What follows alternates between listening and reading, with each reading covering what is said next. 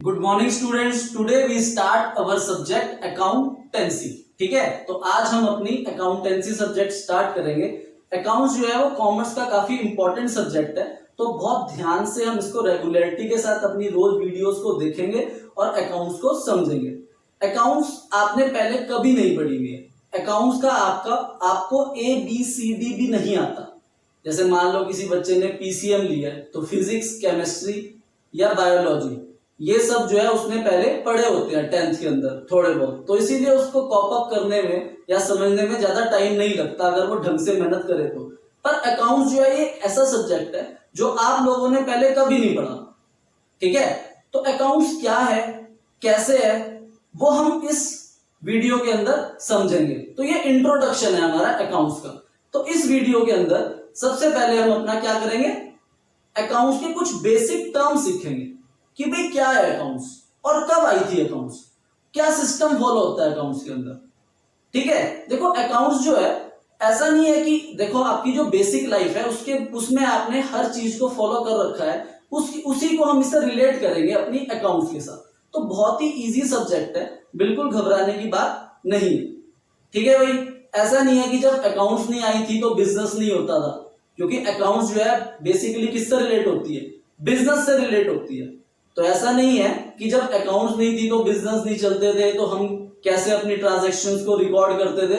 पर जब अकाउंट्स नहीं थी तो कोई सिस्टम नहीं था इस चीज को फॉलो करने का या इस चीज को राइट करने का। तो जब अकाउंट्स आई तो एक सिस्टम आ गया। जैसे मान लो एक बिजनेसमैन है, उसने कोई भी चीज सेल करी, कोई भी चीज परचेज करी, तो उसे लिखने का कोई सिस्टम नहीं था उसके पास कि इसे कैसे रिकॉर्ड करा जाए या कैसे लिखा जाए।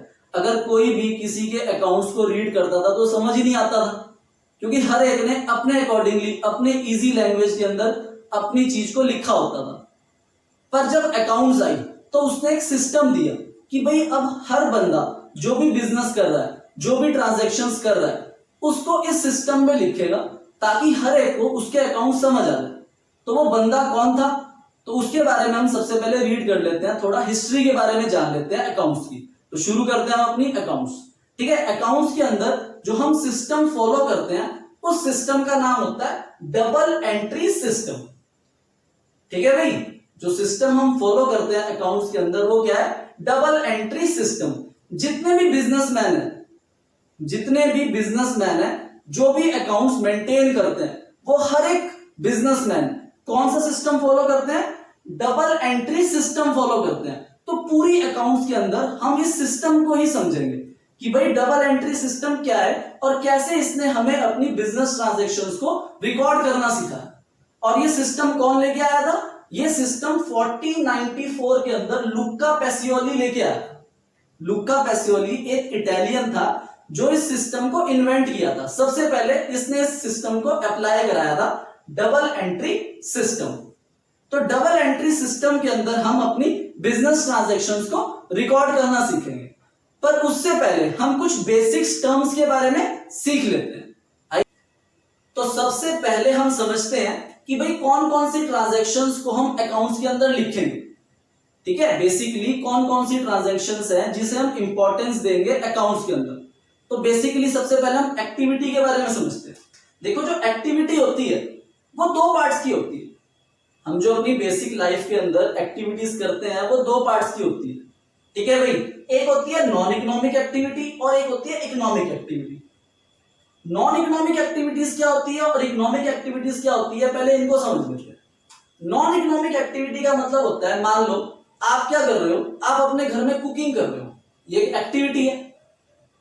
उस कुकिंग करने से आपने खाना बनाया और खा लिया, क्या उससे आपका कोई फाइनेंशियल कैरेक्टर का ट्रांजैक्शन हुआ, क्या आपके पास मनी आई, क्या आपके पास से मनी गई।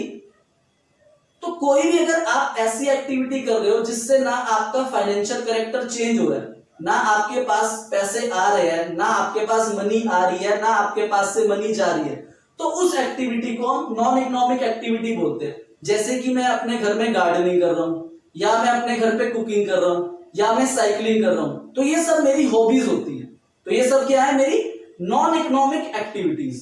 पर इकोनॉमिक एक्टिविटीज का मतलब क्या होता है कि हम अगर कोई ट्रांजैक्शन कर रहे हैं और उससे या हम कोई एक्टिविटी कर रहे हैं और उससे फाइनेंशियल पोजीशन हमारी चेंज हो जाती है।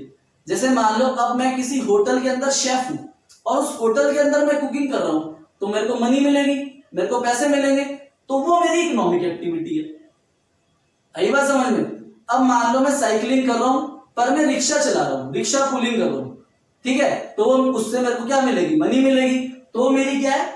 इकोनॉमिक एक्टिविटीज है। ठीक है, तो अकाउंट्स के अंदर हम कौन सी ट्रांजैक्शंस को देखते हैं, कौन सी एक्टिविटीज को देखते हैं? इकोनॉमिक एक्टिविटीज को देखते हैं। तो बेसिकली आप लोगों को समझ आ गया कि हम अकाउंट्स जो है वो किन के लिए, कौन सी एक्टिविटीज के लिए बनाएंगे? इकोनॉमिक एक्टिविटीज के लिए बनाएंगे। अब इकोनॉमिक एक्टिविटीज के अंदर हमारे 3 टाइप के पर्सन होते हैं। ठीक है, हमारा सबसे पहला जो पर्सन होता है वो होता है जो जॉब कर रहा है। नॉन इकोनॉमिक एक्टिविटी को तो हमने पढ़ना ही नहीं है, हमने पढ़नी है अपनी इकोनॉमिक एक्टिविटी। तो इकोनॉमिक एक्टिविटीज के अंदर 3 टाइप के पर्सन होते हैं। एक तो जो जॉब कर रहा है और एक होता है बिजनेसमैन। एक कौन होता है? बिजनेसमैन। और तीसरा होता है हमारा प्रोफेशनल। प्रोफेशनल मींस जैसे डॉक्टर्स वगैरह, लॉयर्स, उन्हें प्रोफेशनल्स बोलते हैं। तो जॉब करने वाले को मिलती है सैलरी, जॉब करने वाले को क्या मिलती है? सैलरी मिलती है। बिजनेसमैन क्या कमाता है? प्रॉफिट या लॉस कमाता है। तो बिजनेसमैन के लिए, बिजनेस करने के लिए हमें किसी भी क्वालिफिकेशन की जरूरत नहीं होती। ठीक है, हम बिना क्वालिफिकेशन के या बिना किसी पढ़ाई करे भी बिजनेस शुरू कर सकते हैं। पर जो प्रोफेशनल्स होते हैं ये भी बिजनेस कर रहे होते हैं। जैसे डॉक्टर है, उसका ऑफिस है, उसका क्लिनिक है, तो वो भी क्या कर रहा है? बिजनेस कर रहा है। उसके पास जो है क्लाइंट्स आ रहे हैं। तो प्रोफेशनल बनने के लिए आपको एक स्पेसिफाइड क्वालिफिकेशन चाहिए होती है।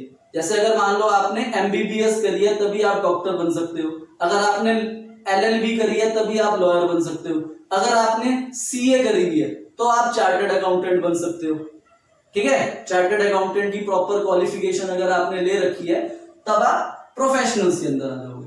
तो बेसिकली जो हम अकाउंट्स पढ़ेंगे वो इन 2 पर्संस के लिए पढ़ेंगे, बिजनेसमैन के लिए और प्रोफेशनल्स के लिए। हम जो अपनी अकाउंट्स पढ़ेंगे वो बेसिकली किन पर्संस के लिए पढ़ेंगे?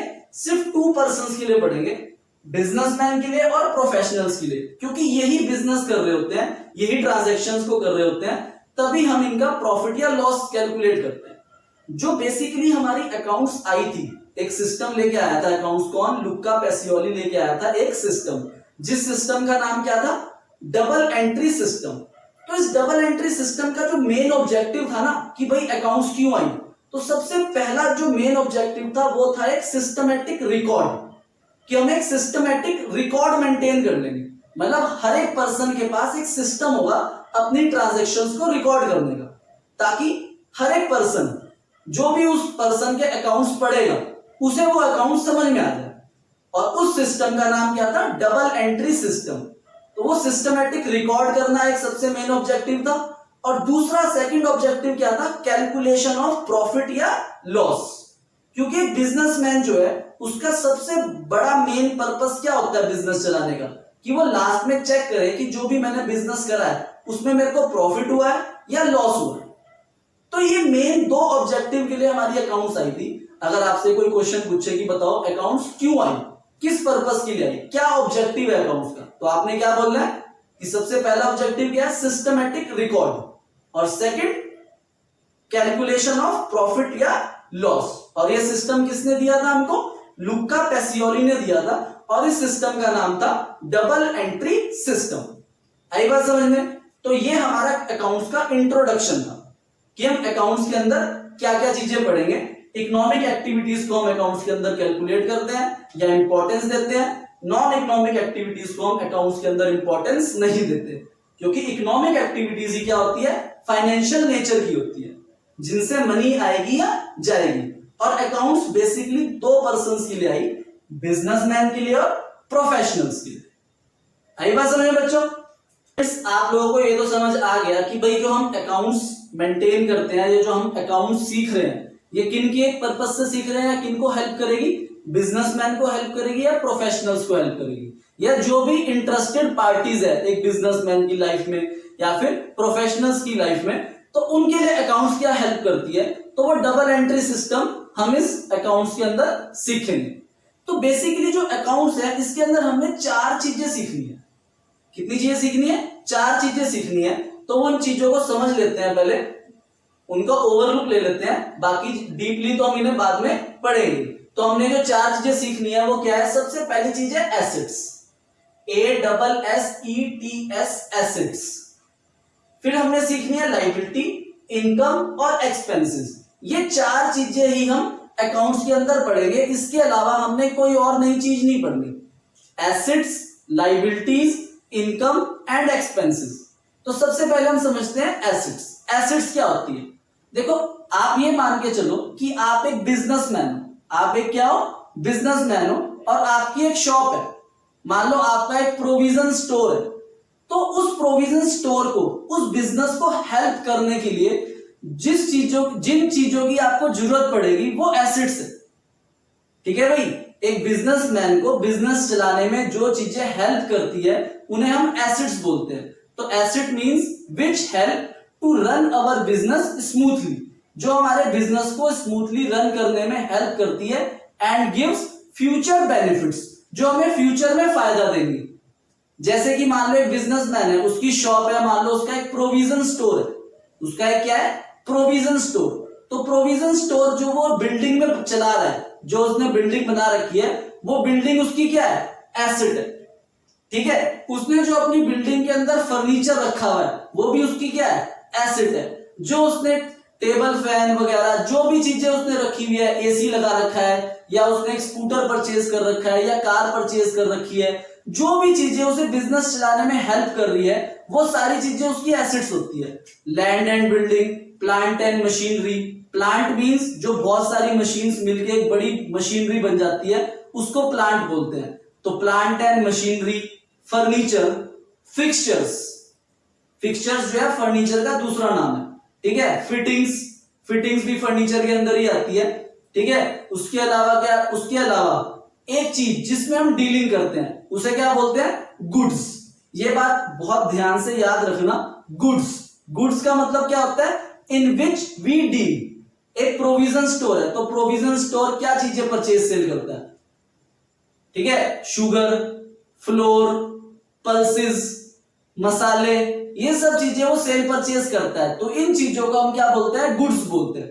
Goods means in which we are dealing, जिसमें हम डीलिंग करते हैं उसे गुड्स बोलते हैं।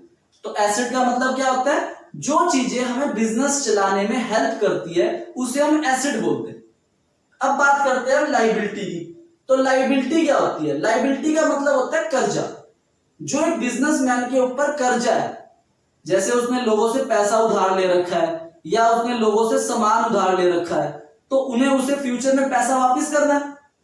तो जो पैसा आपको फ्यूचर में वापस करना है वो आपकी लायबिलिटी है। लायबिलिटी का मतलब क्या है? कर्जा। लायबिलिटी मींस कर्जा, जो आपने लोगों को पे करना है। इनकम मींस जो आप इनकम कमा रहे हो, या प्रॉफिट हो रहा है आपको, या लॉस हो रहा है आपको, रेंट रिसीव्ड हुआ, या फिर इंटरेस्ट रिसीव्ड हुआ। ठीक है, ये सब हमारी इनकम्स होती है। एक्सपेंसेस का मतलब क्या होता है? एक्सपेंसेस का मतलब होता है जो हम अपने डेली बिजनेस के अंदर एक्सपेंस करते हैं। जैसे कि हमने सैलरी पे करनी है अपने एम्प्लॉइज को, या फिर हमने इलेक्ट्रिसिटी का बिल पे करना है, या फिर हमने स्टेशनरी परचेज करी। ठीक है, प्रिंटिंग एंड स्टेशनरी का जो छोटा मोटा खर्चा होता है उसे हम एक्सपेंसेस बोलते हैं। अभी मैं आपको ओवरलुक दे रहा हूं सिर्फ इन वर्ड्स के मीनिंग का, बाकी हम इन वर्ड्स के मीनिंग को डीपली समझेंगे। ठीक है, तो assets, liabilities, income and expenses, ये 4 चीजें हमने इस चैप्टर के अंदर या पूरी अकाउंट्स के अंदर सीखनी है। तो अब हम समझते हैं अपनी अकाउंट्स की डेफिनेशन को, कि what do you mean by accounts. Accounts की डेफिनेशन समझते हैं। तो accounting is a process of identifying.